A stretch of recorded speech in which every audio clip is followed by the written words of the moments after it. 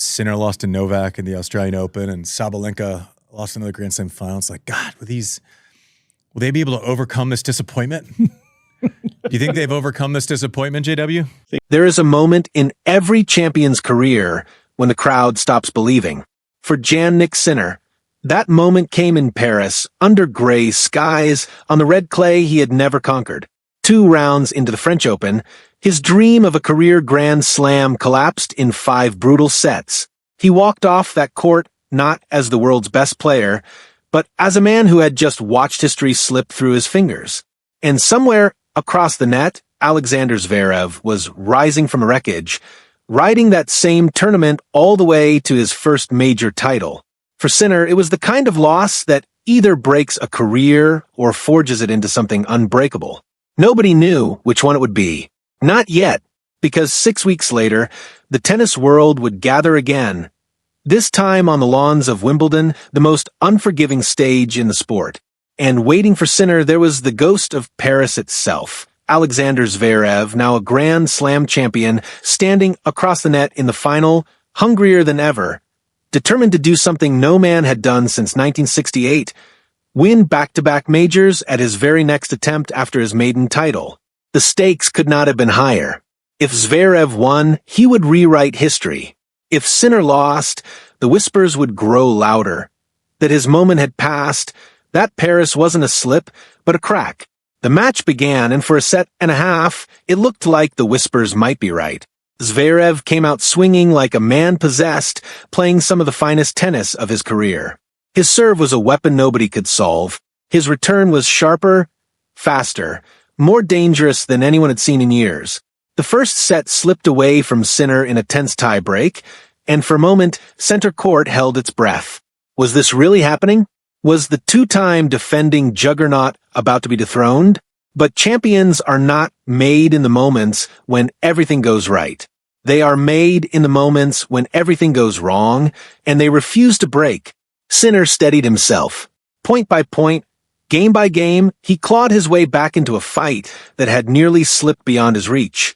The second set reached another tiebreak, and this time it was Sinner's turn to strike, clean, controlled, ruthless. He leveled the match, and something shifted in the air. The crowd could feel it. Zverev could feel it. The tide was turning. From there, it became a demonstration of dominance forged over years of rivalry.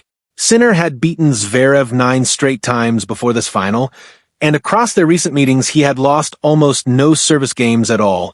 It was a statistic that should have terrified any opponent walking onto the court against him. And now, in the biggest match of the year, that history repeated itself in real time. The third set fell to Sinner. Then the fourth. The forehand that sealed the championship point was clean, decisive, and utterly final. 3 hours and 46 minutes after it had all begun, Sinner closed out a 6-7, 7-6, 6-3, 6-4 victory that silenced every doubt Paris had created. He dropped to his knees, not in relief, in vindication. This was not just a Wimbledon title defense. This was answer to a question the entire sport had been asking since that stunning exit in Paris. Was Jannik Sinner still the best player alive? The response came in the form of a 5th career Grand Slam title, a tour-leading 6th trophy of the season, and a statement so emphatic that even his opponent could not deny it. Standing at the trophy ceremony, still catching his breath from the war he had just lost, Zverev turned to Sinner and, half joking, half in disbelief, told him he almost didn't like him anymore. It was the kind of remark only true respect can produce, the words of a man who has thrown everything he has at an opponent and watched him absorb it all and come out standing. But if the tennis told one story, the man himself told another, one far more compelling. Behind the scenes at Wimbledon, someone else was watching closely. Andy Roddick, a former U.S. Open champion himself, had spent 2 weeks shadowing the tournament, and what he witnessed left an impression far beyond the scoreline. He described a young man who walked into every room with quiet humility, who looked people in the eye, who greeted everyone win or lose with the same steady respect. After his interviews, Sinner didn't just thank the host. He turned to the room, to the camera operators, the technicians, the people the cameras never show, and thanked them too. Roddick called it a level of awareness and grace he rarely saw in a champion at the peak of their sport. It is a strange kind of stardom Sinner has built. He does not command a room the way Carlos Alcaraz does, with flair and charisma that lights up a stadium. He does not carry the aura of inevitability that Novak Djokovic built over 2 decades. But there is something in Sinner's quiet control, even in his post-match interviews, where unlike almost every other player in the sport, he is the one who decides when the conversation ends. He does it without arrogance. A thank you to the host, a wave to the fans, and he is gone on his own terms every single time. And yet, his story is not without its shadows. A 3-month suspension last year still lingers in the minds of many fans, a chapter that turned some against him, a stain that no amount of trophies can fully erase. It is the one blemish on an otherwise flawless resume, or perhaps a piece of a bigger, still unfinished puzzle.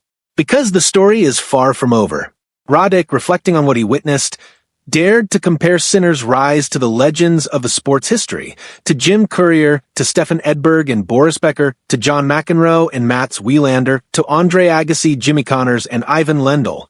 5 majors now sit in Sinner's trophy case. 6 would place him alongside Edberg and Becker.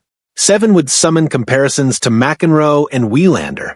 8 would put him in the company of some of the greatest to ever hold a racket.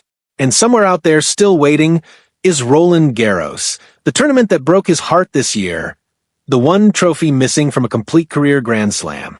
Sinner will return to that red clay again. The question the entire sport is now asking is not whether he can dominate Wimbledon or overpower the hard courts of New York. The question is whether Paris, the site of his most painful defeat, will one day become the site of his greatest triumph.